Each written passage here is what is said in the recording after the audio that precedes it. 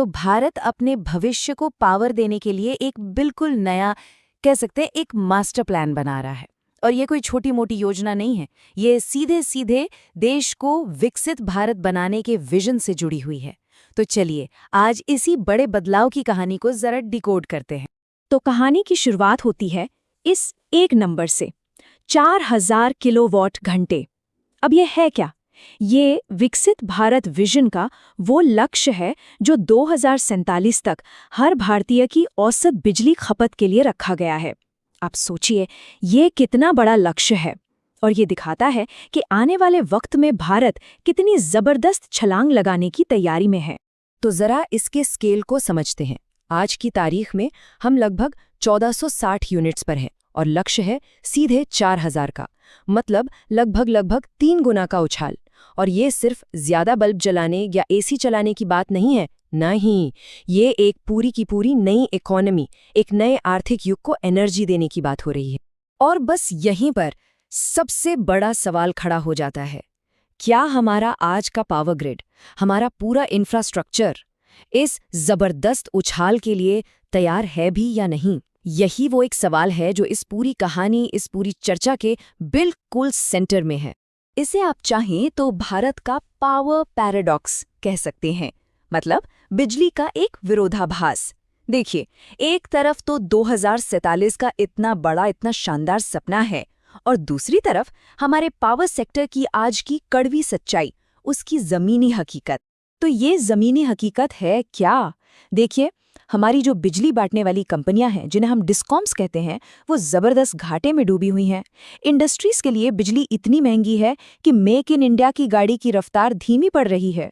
और ऊपर से हम सोलर और विंड एनर्जी तो अपना रहे हैं, लेकिन उन्हें हमारे पुराने पड़ चुके ग्रिड से जोड़ना अपने आप में एक बहुत बड़ी टेक्निकल सिरदर्दी बन गया है। तो सवाल उठता है कि ये सारी दिक्कतें आ कहाँ से रही हैं? इसकी एक बहुत बड़ी वजह यह है कि हम आज भी एक 20 साल पुराने नक्शे पर चल रहे हैं। हमारी जो करंट इलेक्ट्रिसिटी पॉलिसी है वो 2005 में बनी थी। सोचिए उस वक्त का भारत कितना अलग था। उसकी ज़रूरतें, उसकी चुनौतियां आज से बिल्कुल जुदा थीं। और ये जो शिफ्ट है ना, वो इस स्लाइड में एकदम साफ दिखता है। 2005 में हमारा मेन फोकस क्या था? हर घर तक बिजली पहुंचाना, बस, जिसे कहते हैं यूनिवर्सल एक्सेस। लेकिन आज लक्ष्य है एक मॉडर्न इकोनॉमी के लिए हाई क्वालिटी 24/7 भरोसेमंद बिजली देना। हमारी प्राथमिकताएं मतलब पूरी तरह से पलट चुकी हैं। ये जो लाइन है ये सीधे पॉलिसी के ड्राफ्ट से उठाई गई है, और ये साफ साफ बताती है कि सुधार की जरूरत कितनी अर्जेंट है। सीधी सी बात है, अगर हमारी इंडस्ट्री को बिजली ही महंगी मिलेगी तो मेक इन इंडिया जैसी पहले कैसे रफ्तार पकड़ेंगी? उनका धीमा पड़ना तो तय है।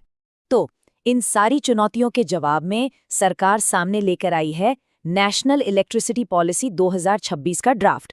ये एक बिल्कुल नया, एक कॉम्प्रिहेंसिव रोड मैप है जो भारत के एनर्जी के भविष्य को एक नई दिशा देने का वादा कर रहा है।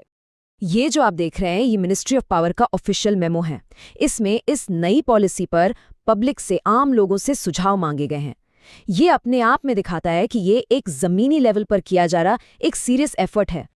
तो इस नई पॉलिसी का विजन क्या है? देखिए, विजन बिल्कुल साफ है। बात सिर्फ ज्यादा बिजली बनाने की नहीं है, नहीं, बात है एक ऐसा पावर सेक्टर बनाने की जो 1 भरोसेमंद हो, 2 आर्थिक रूप से मजबूत हो, 3 पर्यावरण का दोस्त हो, 4 देश की सुरक्षा के लिहाज से भी मजबूत हो, और 5 सबके लिए किफायती भी हो। मतलब एक पूरा 360 डिग्री, एक होलिस्टिक अप्रोच है।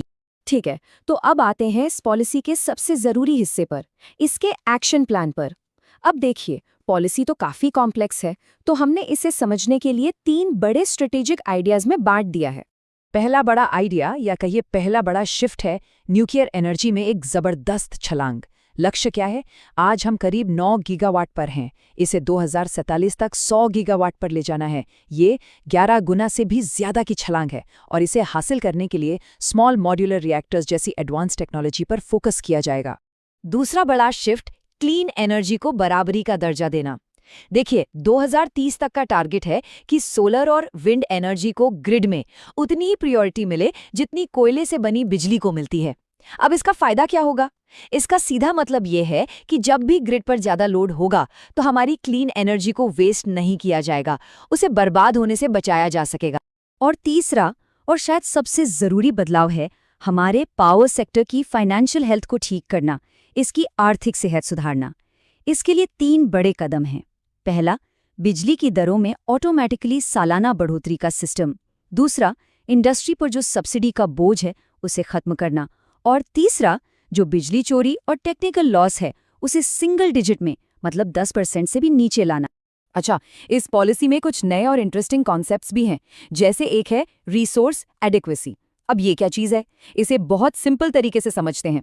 जैसे हर शहर अपने लिए पानी की प्लानिंग करता है ना, बिल्कुल वैसे ही अब हर राज्य और हर बिजली कंपनी को ये प्लान करना होगा कि भविष्य के लिए उनके पास ज़रूरत के हिसाब से बिजली है या नहीं, और फिर इन सारे छोटे छोटे प्लान्स को जोड़कर एक बड़ा नेशनल प्लान बनाया जाएगा। एक और ऐसा ही नया कॉन्सेप्ट है डिस्ट्रीब्यूशन सिस्टम ऑपरेटर, या शॉर्ट में DSO। इसे आप लोकल ग्रिड का एयर ट्रैफिक कंट्रोलर समझ लीजिए। इसका काम क्या होगा? घरों की छतों पर लगे सोलर पैनल, बैटरी स्टोरेज, यहाँ तक कि इलेक्ट्रिक गाड़ियों से ग्रिड में आने जाने वाली बिजली को मैनेज करना। इससे हमारा ग्रिड कहीं ज़्यादा स्मार्ट और एफिशिएंट बन जाएगा। और आखिर में एक बहुत ज़रूरी पहलू है नेशनल सिक्योरिटी। इस पर भी पूरा फोकस है। पॉलिसी ये साफ कहती है कि पावर सेक्टर से जुड़ा सारा का सारा डेटा भारत में ही स्टोर होगा, और 2030 तक ग्रिड को कंट्रोल करने वाले जो स्कैडा सिस्टम्स हैं वो भी पूरी तरह से स्वदेशी होंगे, मतलब मेड इन इंडिया।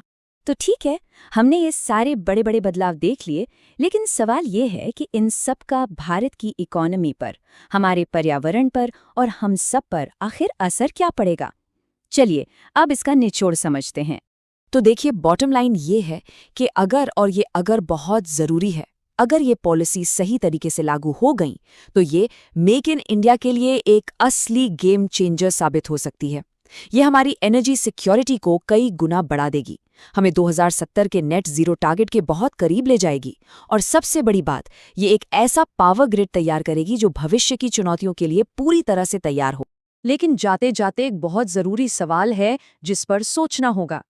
सबसे बड़ी चुनौती, सबसे बड़ा चैलेंज यही है कि एक तरफ इंडस्ट्री के लिए बिजली सस्ती करनी है और दूसरी तरफ आम घरों के लिए उसे किफ़ायती भी बनाए रखना है। इन दोनों के बीच बैलेंस कैसे बनेगा? इस पॉलिसी की कामयाबी का पूरा दारोमदार शायद इसी एक सवाल के जवाब पर टिका है।